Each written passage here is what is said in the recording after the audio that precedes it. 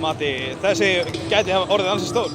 Já, þetta hann sérstaklega mikilvægur í innbyrðis hérna við erum búin að vinna á bæði skiptin í deildinni og jú, hann stór en bara allir leikir hérna heima allir eru stórir okkur, við viljum ekki tapa hérna.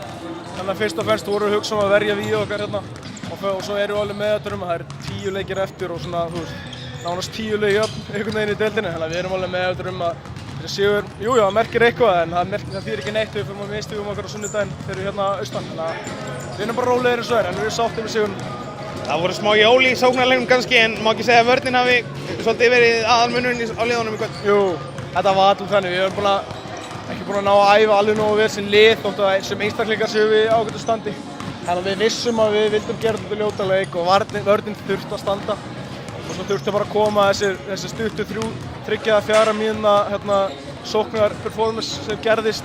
Þannig að við náum að stíga hans frá í þriðja leikildag og svo náðu þessu mjög sáttum við að gera bara leikinn ljótan í fjórleikina. Við höfum bara hægja á öllu, gera þetta ljótan grænda og varna körfubolta sem við náðum, slesust til að hitta tveiðum spjaldi og þristuminn í lokin. Þannig að þetta var bara nákvæmlega eins og við vildum stjórna hraðanum og ég er ótrúlega sáttur með það.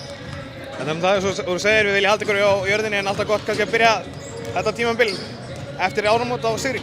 Já, við erum mjög sáttir sko, Það er alltaf verið að tala um að allt sé að bæta við þessu, við erum bara mjög sáttir að við erum að halda okkar kjarna. Við vitum hvað við getum, við vitum okkar hlutverk og oft á tíðum með það bara mun sterkara heldur en að vera að bæta við einhverjum viðbót. Þannig að við erum bara sáttir, við höfum bara bullandi trú á okkur og við vitum alveg breytingin á okkur núna við fyrra. Við erum meðvitaðir að töpin muni koma og við erum meðvitaðir hvernig við munum höndla töp.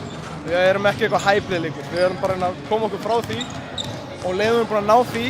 Og komum bara eitthvað svona trú innan á okkur að við eigum að vinna alla leiki og ef við töpum þá mestum okkur að vinna. Þannig að það held ég aðalbreytingin. Þetta er bara svona hugarfarsleg og andleg breyting.